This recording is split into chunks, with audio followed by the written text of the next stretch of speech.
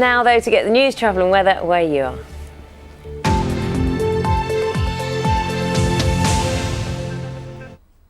Hello, good morning, I'm Adam Woods. Demolition will begin this morning of the 5 homes left perched on the cliff edge at Hemsby in Norfolk. The properties will be pulled back before being taken apart.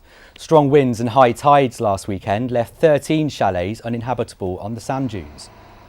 2 lorry drivers are due to be sentenced today for a crash on the M1 that killed 8 people in August last year. 31-year-old Richard Mazurak was convicted on Tuesday of death by dangerous driving. He was twice over the legal alcohol limit when he stopped his lorry on the carriageway near Newport Pagnell. The other lorry driver, 54-year-old David Wagstaff, will also be sentenced after admitting causing death by careless driving. Councillors in Basildon have voted in favour of building 18,000 homes in the next 20 years. The plan will now need to be sent to the Secretary of State for final approval. On Monday, 750 local residents attended a meeting about the proposals. Last night, that figure was around 200. Concessions put forward during the earlier hearing made it more acceptable to some residents, including dropping plans for 12 traveller pitches next to the town's golf course. A man has been jailed for just under 2 years after a 12-minute car chase in the Fens, in which he drove at speeds of up to 130 miles an hour. 38-year-old Rimmel Taylor from Guyherne was found guilty of dangerous driving, driving whilst disqualified, driving without insurance and drink driving.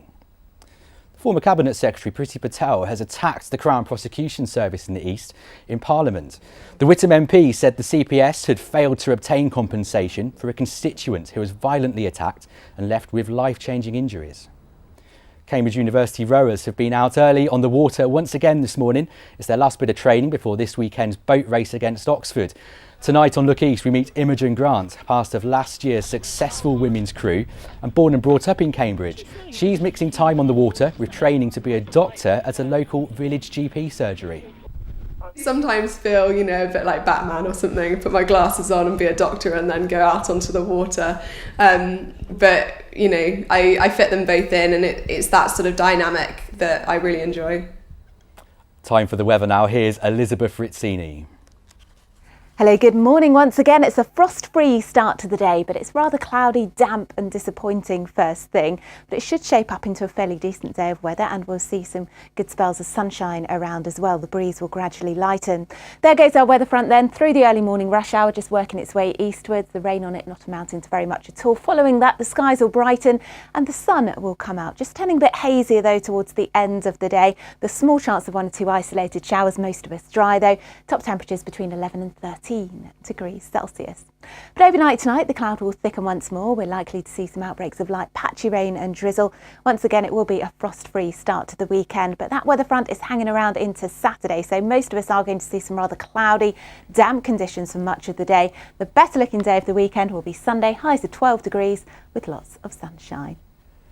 I'll be back with an update just after 9. In the meantime, stay up to date on Facebook and Twitter. We're at BBC Look East. Bye for now.